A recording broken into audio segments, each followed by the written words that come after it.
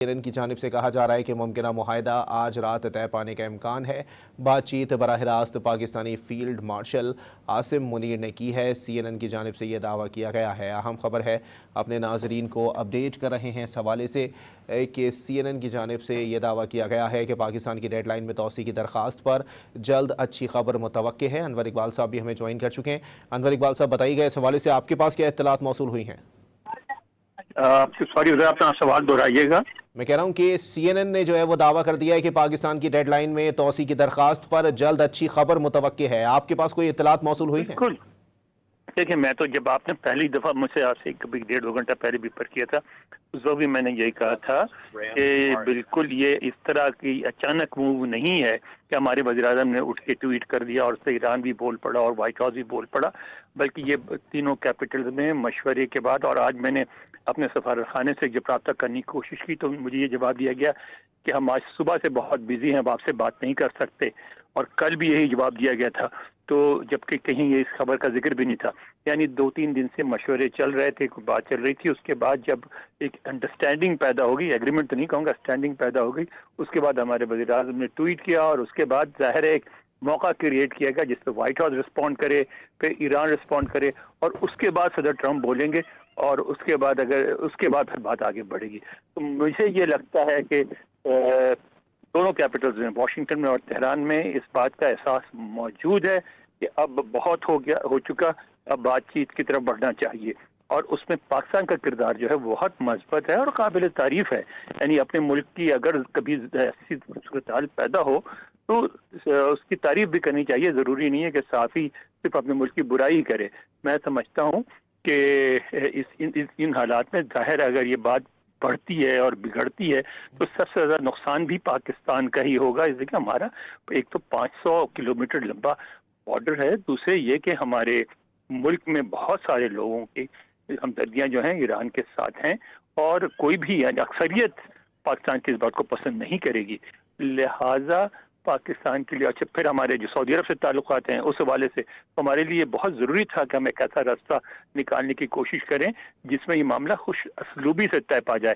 آپ یہ دیکھیں کہ اگر یہ جنگ جاری رہتی ہے تو امریکہ کا کیا نقصان ہو رہا ہے؟ اصل نقصان تو ہو رہا ہے دونوں طرف مسلمانوں کا، عربوں کی بھی تباہی ہو رہی ہے، ایران کی بھی تباہی ہو رہی ہے، اور تو اس لیے میں سمجھتا ہوں کہ اس کوشش کو کامیاب ہونا چاہیے، اور بہت امید ہے مجھے کہ کامیابی کی طرف بڑھے گی یہ بات۔ لیکن انور اقبال صاحب، ایک دعویٰ جو ہے وہ CNN کا، شاید میں غلط بھی ہو سکتا ہوں کیونکہ وہ بہت بڑھا چڑھا کر انہوں نے جو ہے وہ بات کی ہے کہ ممکنہ معاہدہ جو ہے وہ آج رات طے پانے کا امکان ہے۔ آج رات تو 12 روزہ جو ہے وہ جنگ بندی کی کوششیں کی جاتی ہیں، پھر بھی جو ہے وہ CNN کی جانب سے یہ دعویٰ کیا جا رہا ہے کہ آج معاہدہ ہو سکتا ہے۔ آپ کو لگتا ہے ایسے کوئی امکان موجود ہے؟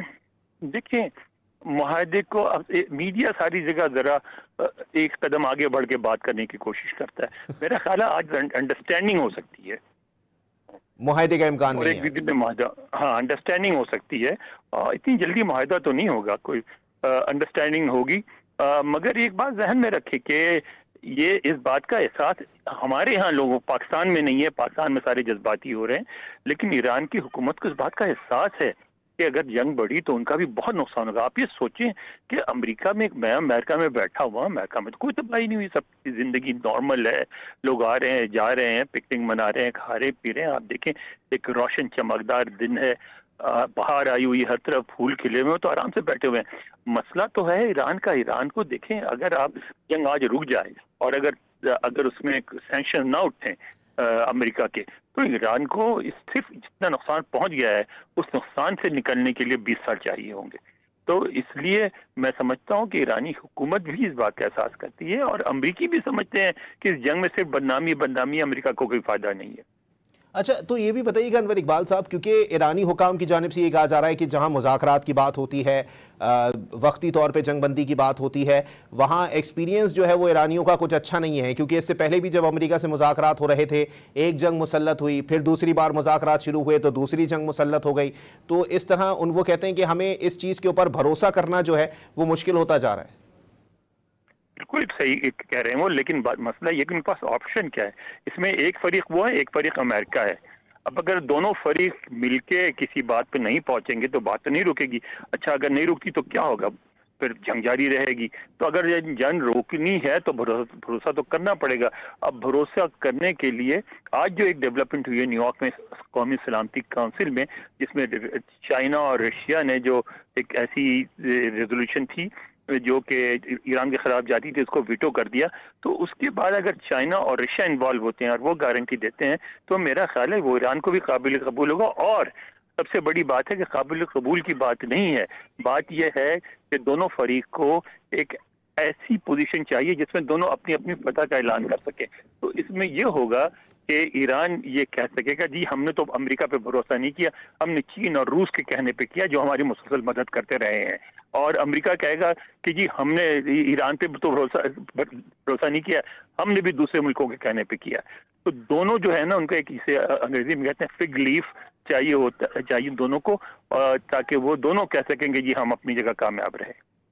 ٹھیک ہے، تو انور اقبال صاحب یہ بھی بتائیے گا سر، کیونکہ پاکستان کی جانب سے جو کردار ادا کیا جا رہا ہے، اب بریگیڈیئر احمد سعید مناز صاحب بھی ہمارے ساتھ موجود تھے، ان کی جانب سے جو ہے وہ یہ کہا گیا کہ اگر ہم اپنا کندھا دے رہے ہیں تو ایک جانب جو ہے وہ ایک ریاست ایسی چاہیے تھی جو کہ دونوں ممالک کو فیس سیونگ دے سکے. پاکستان نے وہ کردار ادا کیا ہے. اب اس کے اثرات جو ہے وہ پاکستان کے تناظر میں کس حد تک پازیٹیو ہو سکتے ہیں؟